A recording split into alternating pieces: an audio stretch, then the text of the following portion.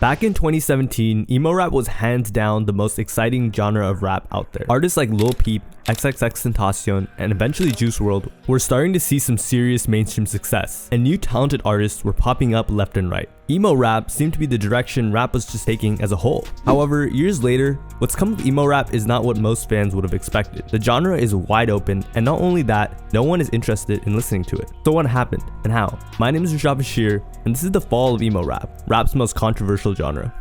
But before we talk about the fall, we have to talk about its rise. And before that, we have to define it. Emo rap is a genre that exploded in 2017, combining hip-hop, trap, punk, and rock with emotional lyrics about heartbreak and depression. And certain emo rappers were able to gain huge cult followings due to the vulnerability of the music. On September 9th, 2017, Genius would publish a video titled How Lil Peep, Lil Uzi Vert, and Trippie Redd Are Bringing Back Emo. They claimed Lil Peep was bridging the gap between 2000s emo and 2010s trap, and they were right. Around that time, Lil Uzi Vert's EXO Tour Life had also peaked at number 7 on the Billboard Hot 100. It may not have been what's considered emo rap today, but that song definitely marked a shift in hip-hop. And the emo rap movement was genuinely creative. Lil Peep, along with Lil Uzi Vert, Trippie Redd, and XXXTentacion were bringing a new genre into the spotlight of the mainstream. The fusion of emo and trap was something really new and cool, and topics like teen angst, heartbreak, were something that rap fans had been looking for a while. And when they found it, they couldn't get enough. Emo rap would take the industry by storm, becoming the fastest growing genre on all streaming platforms. And for a while, emo rap was going crazy. Lil Peep's SoundCloud projects were making serious noise. Artists like Trippie Redd dropped songs like Love Scars, which became huge hits as well.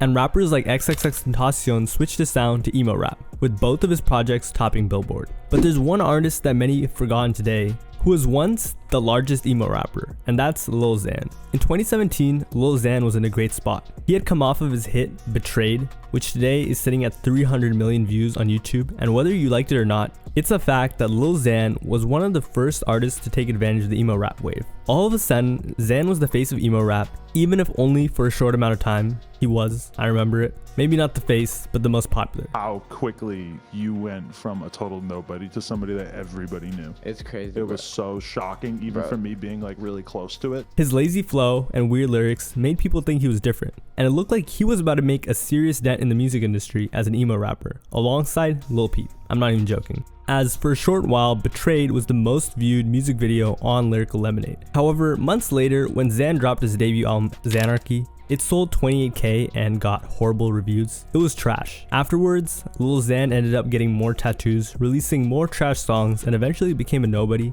Just a person who people didn't care about and faded into obscurity. But it didn't matter for emo rap fans. Lil Xan's career failing was more of a false alarm. Emo rap wasn't going anywhere anytime soon, at least for the time being, as artists like Lil Peep and XXXTentacion looked like they were going to be making some serious moves, and new emo rappers were popping up every other week. However, all of this excitement would only last a short while, because soon emo rap would suffer a huge tragedy. On November 17th, 2017, at the age of 21, Lil Peep passed away. And emerging rapper Lil Peep died last night, right before he was set to perform in Tucson. Just like all the other OG emo rappers, Peep really lived what he rapped about. But despite the sad news, it did help emo rap's popularity. Right after Peep passed, his fame went through the roof, becoming one of the most streamed artists in the world today, and he'd put emo rap in the spotlight. So fans thought, hey, at least emo rap has one more superstar, right? Nope. Just 7 months later, XXXTentacion passed away as well. X was much more famous than Peep while he was alive. He was a superstar, and at that point, the face of SoundCloud, and technically even emo rap. So his passing was a horrible blow for emo rap, as both him and Peep were wildly young and had very bright futures ahead of them. X's music went even more viral than Peep's after he passed away. X's single Sat hit number 1 on Billboard, the first posthumous rap number 1 single on Billboard since the Notorious B.I.G. 20 years earlier, and technically even the first emo rap number 1 single. And this is what should have started the downfall of emo rap, except there was one last hope: Juice WRLD. 1 month before X passed, Juice WRLD was already gaining a lot of traction, and they even spoke to each other. Lucid Dreams had debuted on the Hot 100 Billboard 1 month before X passed, and afterwards, Juice had even made a song called Legends, dedicated to Peep and X. Juice gained a ton of new fans as many of X and Peep's fans gravitated towards his music. And Juice WRLD was the perfect rapper to take the throne. Juice WRLD was really into rock and emo bands like Fall Out Boys, Blink-182, and Black Sabbath as a kid, which meant when he began rapping, he was a perfect fit for the genre. So he made a SoundCloud, started dropping, and the rest was history. He dropped songs like Lucid Dreams, Moonlight, and All Girls Are the Same, which eventually caught the attention of Cole Bennett. The man Juice WRLD signed to, Lil Baby, was from Chicago, the same city as Juice, and Cole Bennett was from the same city as well. So he offered to do a music video for Juice's at the time up-and-coming song, All Girls Are the Same, creating the perfect storm. Pretty soon, his song, All Girls Are the Same, was on all radio stations and everywhere you went. Lucid Dreams also got a music video and it became even bigger, hitting number 2 on Billboard. Then, his album Goodbye and Good Riddance sold 39K first week, eventually peaking at number 4 at Billboard, and Juice WRLD went on a world tour. So Juice's music began blowing up and it was clear he was a star. And the way it began was all organic, just 3 guys from Chicago showing love. In 2019, Juice's second studio album, Death Race for Love, sold 165,000 units first week and featured some pretty big hits like Robbery. He was on the cusp of becoming one of the biggest artists in the world, and I mean, he did. Just not the way everyone would wish. A couple months before boarding a private jet, the FBI had put Juice WRLD on a watch list. Then, one day, the pilot of the jet Juice was flying on informed the police that Juice had contraband, or at least his team did. So, the police and the FBI were waiting for him when the jet landed. Juice tried to hide everything, but his plan backfired. He overdosed, and they weren't able to save him. He stopped breathing and was pronounced dead. Juice WRLD's passing was more than just a regular death. Fans resonated with him, and his emotional music meant millions would mourn his death. And with Juice WRLD gone, so was the last of the original SoundCloud emo rap wave. Juice WRLD was the first one who took emo rap to the mainstream and did what Lil Peep and XXXTentacion were about to do while they were alive. So when he left, the emo rap we all knew was no more. But even in that video I spoke about where emo rap was praised so heavily, they did end it off with this question. However, what is yet to be seen is whether this subgenre is here to stay or will peter out the way emo rock did in the late 2000s. And many music critics even believed emo rap's falloff was inevitable. But why and how? At the end of the day, emo rap is considered a trend, and I don't know if you guys are totally aware of this, but people see it as something that's going to fall off. Well, there are many reasons. The first reason is the biggest artists either passed, fell off, or stopped making emo rap. Let me explain. Literally all the largest rappers in emo rap passed away.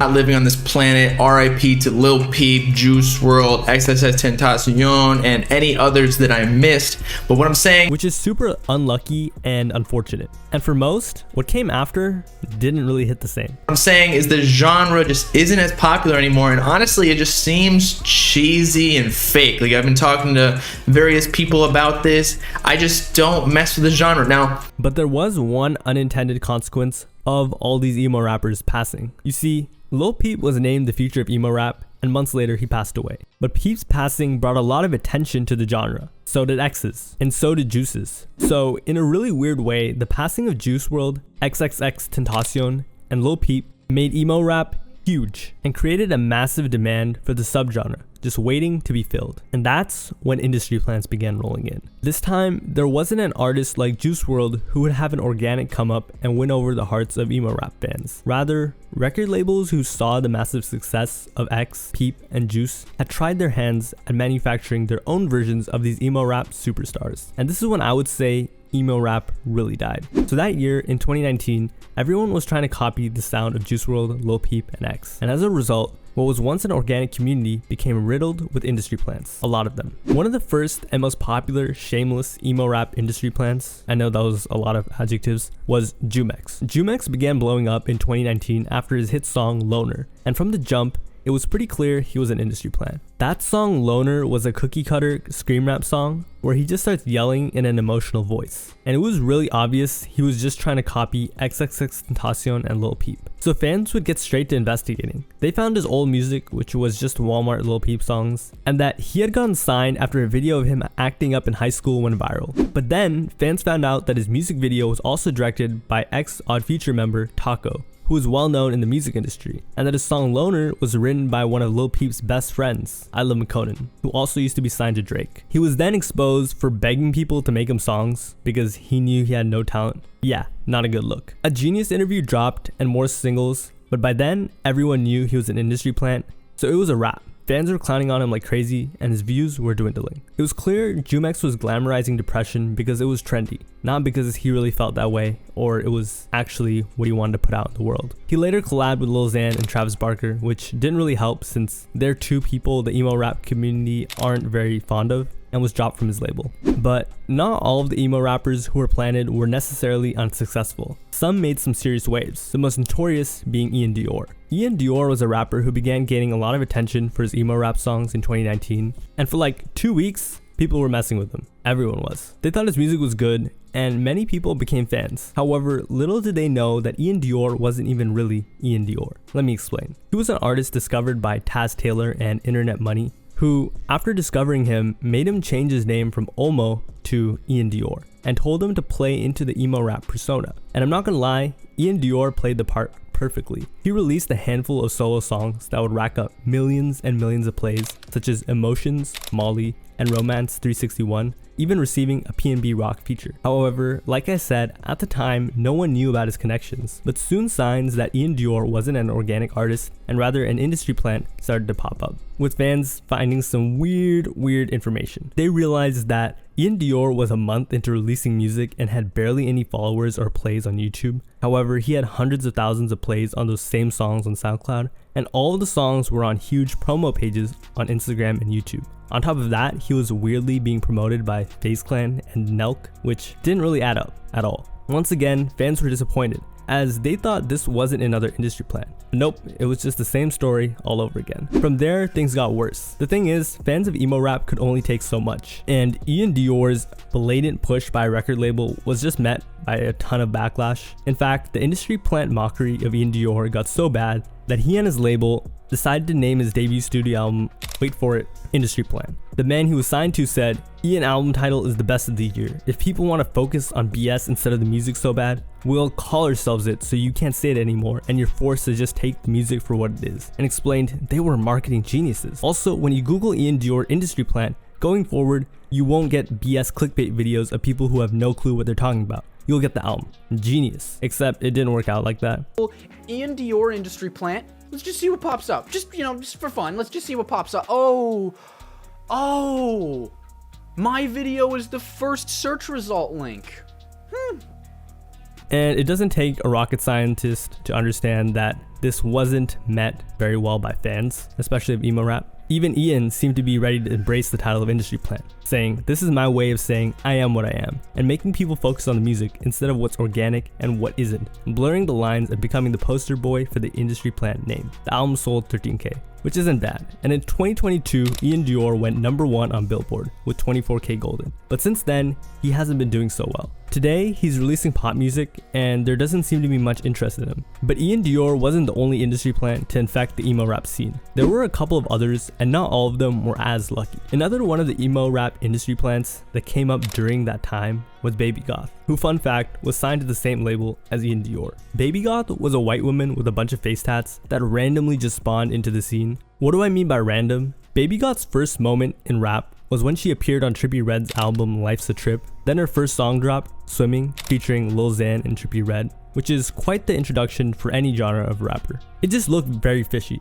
so fans went to investigate, and what they found was shocking. It turned out Baby Goth was a failed musician who had signed to Universal Music Group. Her label then covered up her previous career and instructed her to get face tattoos, show contraband, and be edgy/emo. So it was pretty clear that her label had customized her like a video game character to make her appeal to a certain audience, teenage emo rap fans, which was kind of weird. Even the guy that signed her confessed she had no personality. And on top of all of that, the music she made was just not very good. And after dropping with other artists like Slim Jimmy, her career failed because her music was just horrible. And no one liked her quote unquote emo rap. And ever since 2020, she hasn't dropped. So Jumex utterly failed. Ian Dior reached the top and then fizzled out as well. and Baby Goth never even got a chance. But there was one industry plant that somehow cheated the system, despite, according to many fans at least, being just as much of a fraud as the others on this list. And that was the artist The Kid Laroi, who most would dub as the most successful industry plant in the emo rap niche. But once again,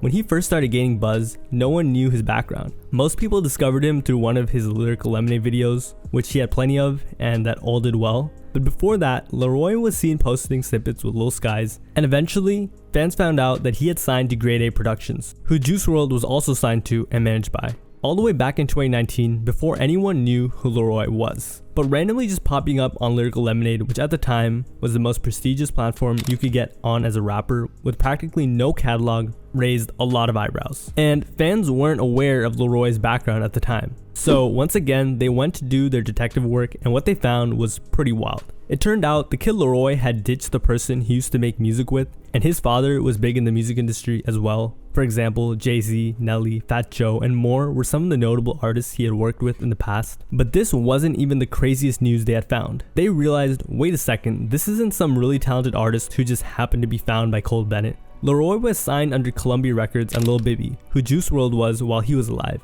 And Laroi and Juice even kind of knew each other while Juice was alive for a short period. However, they weren't friends like that. So it turned out that Lil Baby had made some calls and got Laroi a video on Lyrical Lemonade. Cole Bennett, who grew up listening to Lil Baby, obliged, just how he did with Juice. So what was the problem? The issue is, or was, that fans did not like how Lil Baby was using his influence he gained from Juice WRLD to prop up the Kid Laroi as the second coming of Juice. How so? Well, after Juice passed, Lil Baby and Grade A, Juice's management, decided to put Laroi on a number of songs that he wasn't originally on. He wasn't one of them though. And through these Juice WRLD features, they pushed the narrative that Laroi was Juice WRLD's protege he personally mentored, which isn't exactly the truth. Like I said, they didn't know each other that well, even if they were around each other. And through some industry connections, but mostly a bunch of Juice WRLD features, Laroi had a meteoric rise, gaining millions of monthly listeners, tons of hits, and a very fruitful career. But it didn't work as well as you'd think. Sure, the Kid Laroi has become huge today, but while he was pursuing the emo rap track, Juice WRLD fans hated him with a passion. The reason? Because it was blatantly obvious that the Kid Laroi was an industry plant,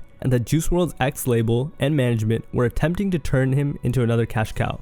Just like Juice WRLD. Juice WRLD fans really hated him, by the way, openly admitting to it, saying things like, just don't like how they pushing the hell out of him. He's not all that. And I think his music is alright, but he isn't on Juice's level and shouldn't even be on songs with Juice. I think he ruins them. So to fans, it was clear. The Kid Laroi was not an organic artist, or even really that into emo rap, and had none of the influences prior emo rappers like Juice WRLD did. He was just riding the wave. And just like that, the public quickly turned on the Kid Laroi. I've seen that people are making videos about his old videos. Hello, you seen? And they're getting taken down and everything. Strike, my boy. Bro, now that shit with done finding deal, out yeah. about everything, it just seemed like industry planish. Soon after, Laroi ditched Lil Baby and Grade A to become managed by Scooter Braun and become a global pop star, so good for him. People who worked for labels and higher ups in the music industry were calling this the return of emo rap, which is just sad. But today, many of these artists, like Ian Dior and the Kid Laroi, are pop artists. And it seems like all these industry plants who call themselves emo rappers capitalized off of the void of emo rap that I spoke about earlier, got the bag, and dipped.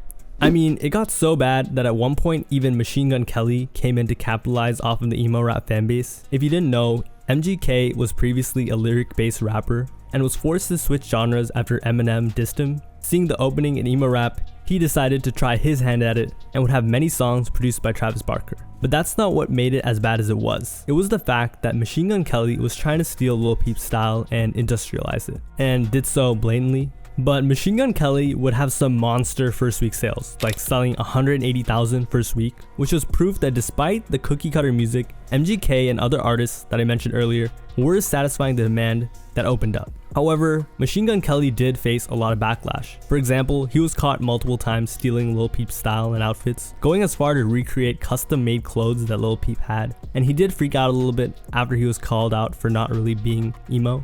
Oh my God, guys, why didn't you tell me there was a group of emo guardians on social media declaring what's emo or not, and that I didn't make the cut? Emo, emo, emo, emo, emo, emo, emo, emo, emo, emo, emo. And this was the issue with all these industry plans. They weren't being genuine. They were just hopping on the trend that was popular at the time and capitalizing off of it. It felt ingenuine, as it was clear they didn't go through the same things the pioneers did. If someone is writing your music for you, how could you be authentic? And this lack of realness is what repelled many emo rap fans away from the genre. The rappers who pioneered and popularized the genre lived their music. Rappers like Juice WRLD had serious addictions and really struggled, something that artists like Jumex, Leroy, and even Dior didn't. For example, when Lil Peep was 17, he became an outcast, getting his first tattoos. At the age of 13, Lil Uzi Vert started listening to My Chemical Romance and Marilyn Manson. At school, he was teased and made fun of. However, later, this became crucial to his music career, as it was why his fans related to him and felt a connection. X listened to artists like Slipknot, Sleeping Sirens, Nirvana,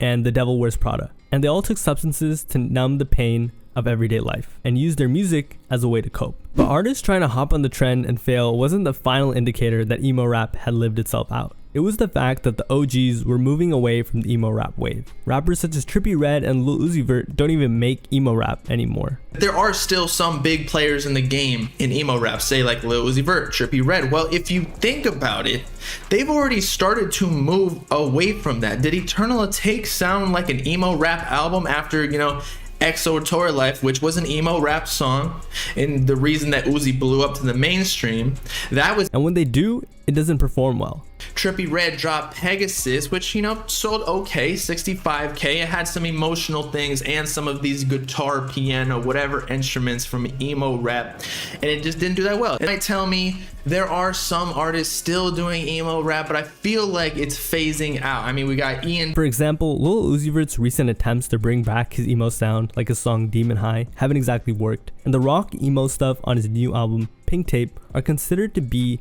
some of the worst music he's released in years, or ever, if we're being honest. Even artists who single-handedly came up off of emo rap are having trouble. For example, Trippie Redd was one of the pioneers of emo rap, but eventually, Trippie had issues as well. His projects began selling less and less, and eventually, he had one of the worst flops of his career with emo rap. So, by the end of 2021 and 2022, emo rap was basically done for, and no one wanted to listen to it. Today, it's practically gone. In my opinion, the artists that followed didn't feel like they had something to reinvent, but rather a genre to exploit, and with no innovation, it became stale and everyone lost interest. So I guess the question posed by Genius in the beginning of the video was answered, and Patrick CC was right. My name is Rashad Bashir, thanks for watching, have a nice day, and see you next time.